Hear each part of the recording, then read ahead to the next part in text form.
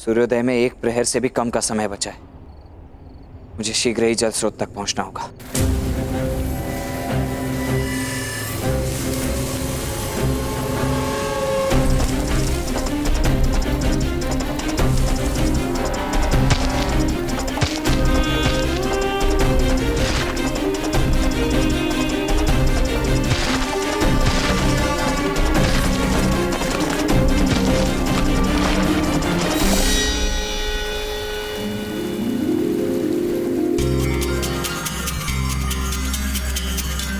मैं परीक्षा में सफल हुआ गुरुदेव।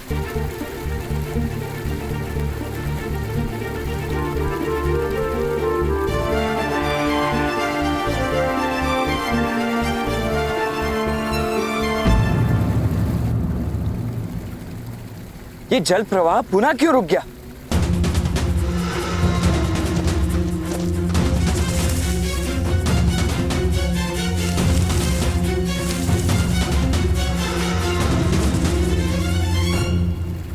हे महादेव, कुछ ही पल शेष और अभी भी अवरोध। क्या करूं?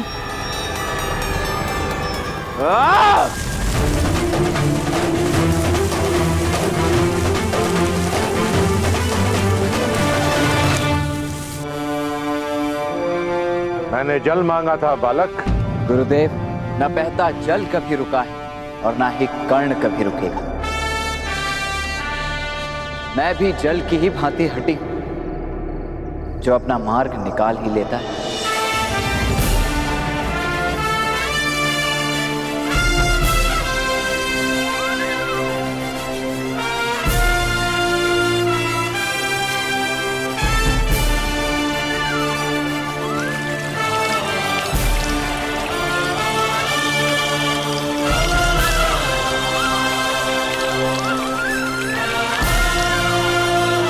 अब आप मेरे मार्गदर्शक बने। उसके लिए अभी 2 लक्ष्य शेष हैं। ध्यान से सुनो, तुम्हारा दूसरा लक्ष्य क्या है? मुझे आम चाहिए। तुम्हें इस कार्य को करने के लिए केवल और केवल 1 सप्ताह का समय है। क्या एक आम? 1 सप्ताह क्यों गुरुदेव? मैं आज ही आपकी सेवा में आम प्रस्तुत करता हूं, बल्कि अभी। लक्ष्य प्राप्त करने के लिए नियम तो सुनते जाओ। पहला, मुझे वो आम चाहिए जो अपने आप डाल से अलग हो और भूमि पर ना गिरे। भूमि पर गिरने से पहले तुम्हें उस आम को लपकना होगा। और दूसरा, वृक्ष को छूना और उसे किसी भी प्रकार से हिलाना निषेध होगा। समझ में आया? जी, और निश्चित रूप से तीसरा नियम यह होगा कि मुझे धनुर्विद्या का प्रयोग नहीं करना है। अर्थात इस वानर में भी तनिक बुद्धि है। अब खड़े होकर मेरा मुख क्या देख रहे हो? कुछ दिनों में आम की ऋतु समाप्त हो जाएगी। यदि तुमने मुझे आम लाकर नहीं दिया तो अपना मुख मेरे समक्ष मत लाना।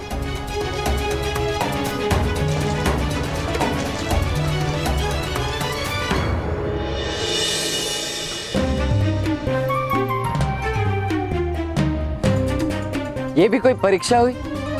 बस 1 आम लेकर आना है। मैं आज ही प्रस्तुत कर दूंगा।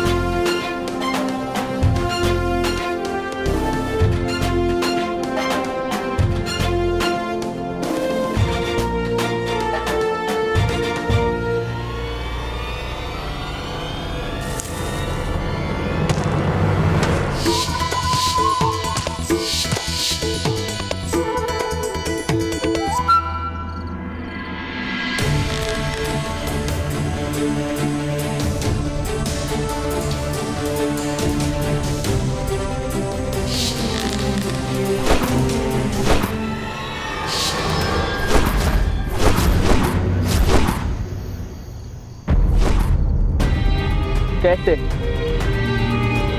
कैसे एकलव्य ने केवल अभ्यास से शब्द भेदी कला प्राप्त की। यदि उसने प्राप्त की तो मैं क्यों नहीं कर पा रहा?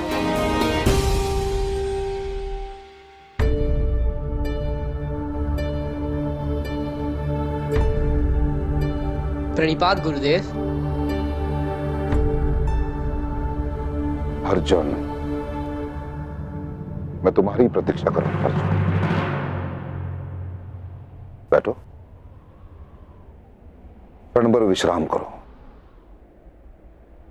क्योंकि निद्रा और थकान तुम पर हावी हो रही है। नहीं गुरुदेव, आपने कहा था ना, क्या अंधकार मेरी सीमा है? जब अंधकार मेरी सीमा नहीं बन सकती, थकान और निद्रा भी मेरी सीमा नहीं बन सकती गुरुदेव। मुझे बस और अधिक अभ्यास करना है। नहीं अर्जुन, तुम स्वयं पर दबाव डाल रहे हो, और ये सत्य है कि निश्चित रूप से दबाव मनुष्य को कठोर और श्रेष्ठ बनाता है, परंतु सीमा से अधिक दबाव मनुष्य को तोड़ देता है, जो मैं नहीं चाहता। तुम्हें केवल इतना करना है अर्जुन। नहीं गुरुदेव, आप मत बताना। यदि एकलव्य अपने परिश्रम से शब्द भेदी बाण चलाना सीख सकता है, तो मैं क्यों नहीं सीख सकता गुरुदेव? अवश्य सीख सकते हो। जिस प्रकार भरे हुए पात्र में अधिक जल नहीं समा सकता, उसी प्रकार भरे हुए मन में ज्ञान नहीं समा सकता। तुम्हें सर्वप्रथम अपने मन को खाली करना होगा। और जिस दिन तुम्हारे भीतर के स्वर तुम्हें सुनाई देना बंद हो जाए, उस दिन तुम शब्द भेदी बाण चला सकते हो। बस प्रतीक्षा करो क्षण की।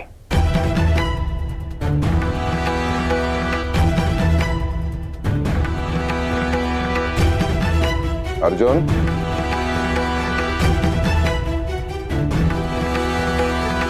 स्मरण रहे कि तुम्हें इस संसार का सर्वश्रेष्ठ धनुर्धर बनाने का प्रण मैंने लिया, और मैं बना के रहूंगा। सर्वश्रेष्ठ धनुर्धर बनने चला और यहाँ वानरों की तरह डाल से टूटे आम लपकने का प्रयास कर रहा हूं।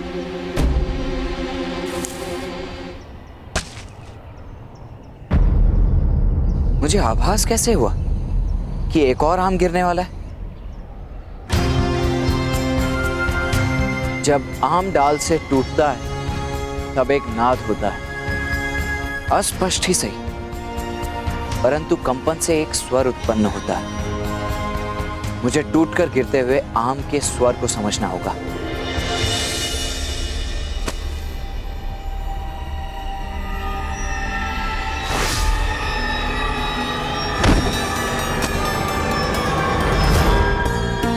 मैं सफल हुआ, मैंने कर दिखा। गुरुदेव, राधा भीम, अपनी गदा मेरी ओर फेंकिए। पर कोई प्रश्न नहीं, कोई स्वर नहीं, कोई शब्द नहीं, बस अपनी गदा मेरी ओर फेंकिए। दुशासन, लगता है अर्जुन निराश होकर आत्महत्या करना चाहता है।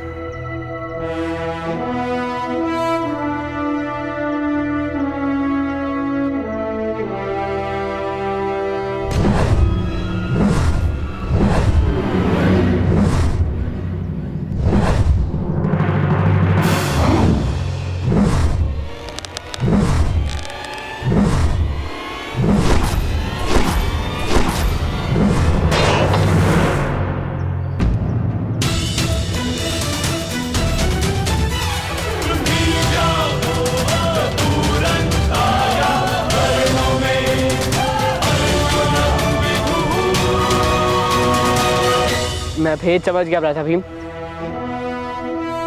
मुझे गुरुदेव से मिलना है। कहाँ है गुरुदेव? कुछ समय पूर्व मैंने उन्हें वन की ओर जाते हुए देखा। वन की ओर? इस समय? क्यों?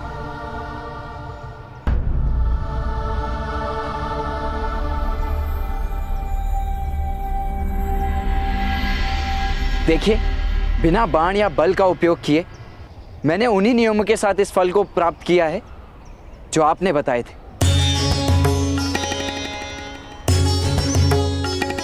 तीसरी चुनौती सुनो कर्ण। गुरुदेव, तीसरी चुनौती धनुर्विद्या की होनी चाहिए। यदि नहीं हुई तो मैं समझ नहीं पा रहा हूं कि आप ऐसा क्यों कर रहे हैं गुरुदेव। यदि परीक्षा लेनी ही है तो मेरे लक्ष्य संधान की लीजिए। इस भांति विचित्र परीक्षाएं क्यों ले रहे हैं जो किसी काम की नहीं। यदि तुम्हें अपनी धनुर्विद्या पर इतना गर्व है तो मेरे पास सीखने की याचना लेकर क्यों आए। यदि मुझसे ज्ञान प्राप्त करना है तो तुम्हें प्रारंभ से आरंभ करना होगा। मेरे साथ तुम्हारी यात्रा श्रेष्ठ से सर्वश्रेष्ठ तक होगी। दैत्य की माया को समझकर, जल प्रवाह के अविरोध को हटाकर और राम लाकर तुमने अपनी सभी परीक्षाओं में अपनी योग्यता का परिचय दिया है, परंतु लक्ष्य भेदने में तुम कितने सक्षम हो यह जानना भी शेष है। तीसरी चुनौती बताइए प्रभु। तीसरी चुनौती,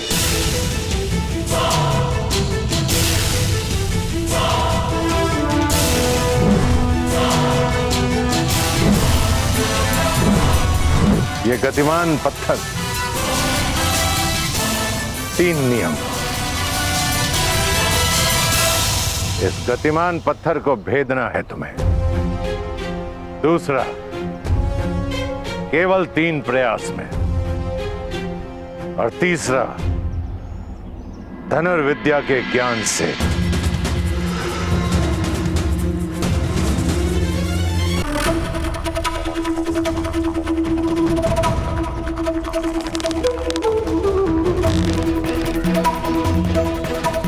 क्रोध। मैं केवल और केवल राजकुमारों को ही शिक्षा देता हूं।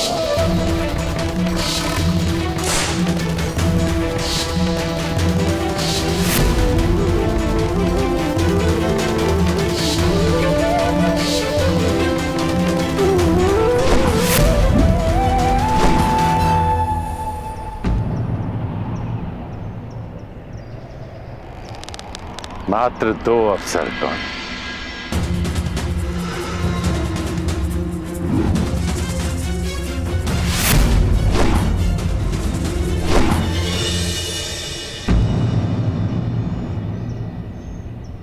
अंतिम अवसर कर्ण, अंतिम। यदि इस बार तुम अपना लक्ष्य नहीं भेद पाए तो तुम मेरे शिष्य बनने से वंचित रह जाओगे। कर्ण कहते हैं, क्रोध, अशांति, पीड़ा ध्यान केंद्र में सबसे बड़ी बाधा है। अपने क्रोध को, अपनी अशांति को, अपनी पीड़ा को शस्त्र बनाकर इसका उपयोग करो कर्ण, उपयोग करो।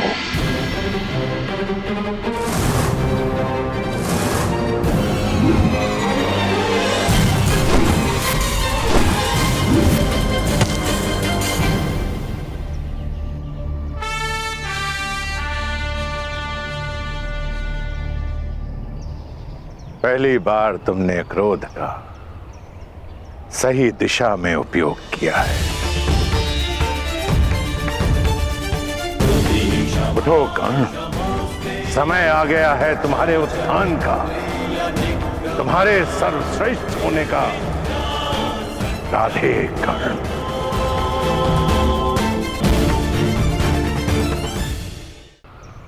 मैं धन्य हुआ गुरुदेव। कहीं मैं स्वप्न तो नहीं देख रहा, क्या सत्य ही आपने मुझे अपना शिष्य स्वीकार किया है? हाँ एकलव्य, मैंने तुम्हारा कौशल्य देखा एकलव्य। यूं समझो कि तुम्हारी शिक्षा पूर्ण हुई। मैं तुमसे गुरु दक्षिणा मांगने आया हूं।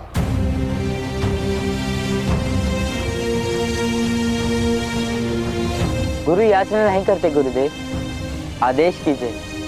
कि एकलव्य आपके सेवा में क्या प्रस्तुत करे। गुरु दक्षिणा में मुझे तुम्हारे दाहिने हाथ का अंगूठा चाहिए।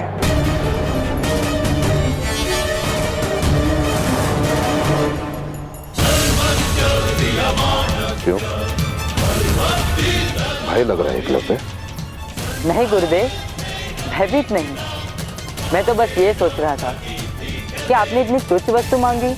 आदेश करके देखते गुरुदेव, एकलव्य अपना सर काट के आपके चरणों में रख देता।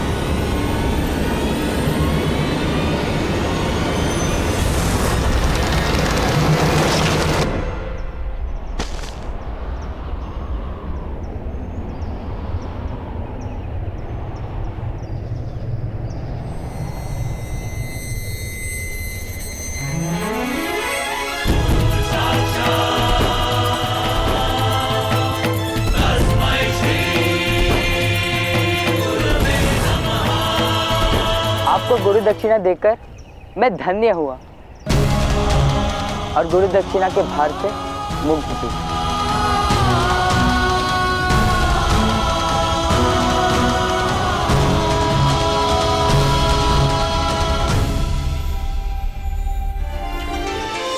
जिसने मुझे देव की तरह पूजा और मैंने असुर के भांति उसकी तपस्या को भंग कर दिया। राजधर्म निभाने के लिए गुरु धर्म के साथ छल किया है इस द्रोण ने, और मेरे इस जघन्य अपराध के लिए इतिहास इस द्रोण को कभी क्षमा नहीं करेगा। कुछ वर्षों बाद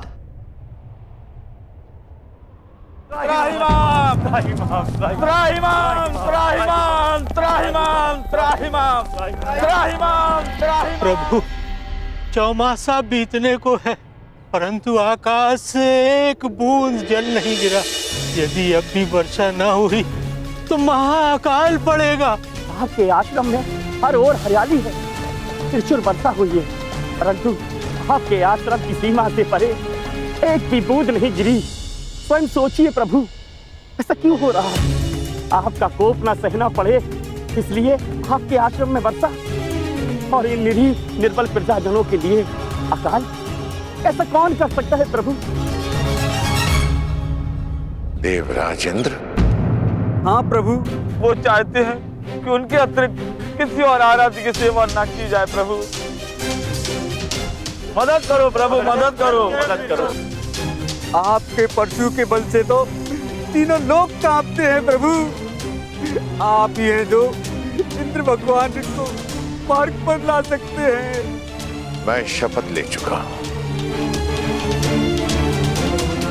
मैं कभी शस्त्र नहीं उठाऊंगा, कभी युद्ध नहीं करूंगा। तो क्या इंद्रदेव की मनमानी चलती रहेगी? मैंने ऐसा नहीं कहा। देवराज का अहंकार टूटेगा और अवश्य टूटेगा। देवराज को कर्तव्य का पाठ अवश्य पढ़ाया जाएगा, परंतु गुरु परशुराम के वचनों से नहीं, बल्कि एक शिष्य के बाणों से।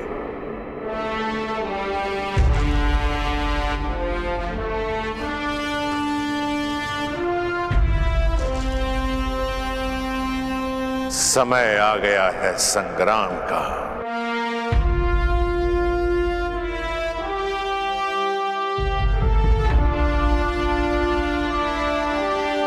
मेरी शिक्षा के परिणाम का, शताब्दियों से संचित और आत्म बल से अर्जित, मैंने अपने सारे ज्ञान को एक ही पात्र में उड़ेला है।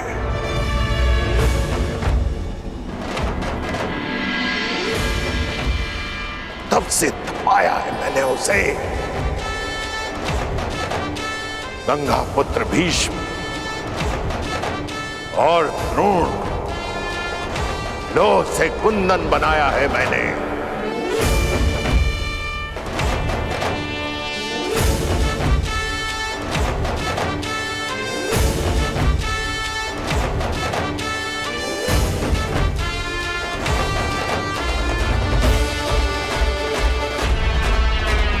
समय आ गया है मेरे इस शिष्य की अंतिम परीक्षा।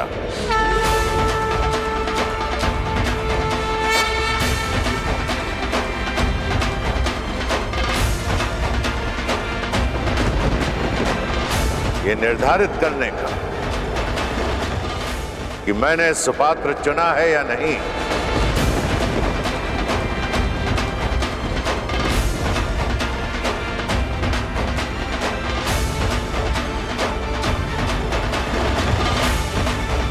लोह से कुंदन बनाया है या नहीं। मेरी शिक्षा से महायोद्धा बना है या नहीं। इंद्र को जगाना है तो इंद्रधनुष बनाना होगा।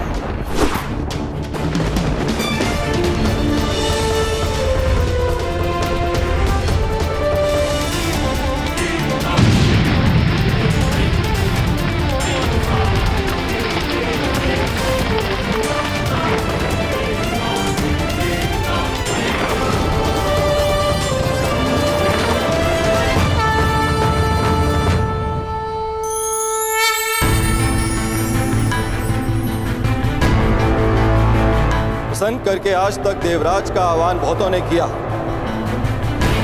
किंतु रुष्ट कर तेरा आह्वान करने वाले उद्दंड कौन हो तुम? कर कर कर कर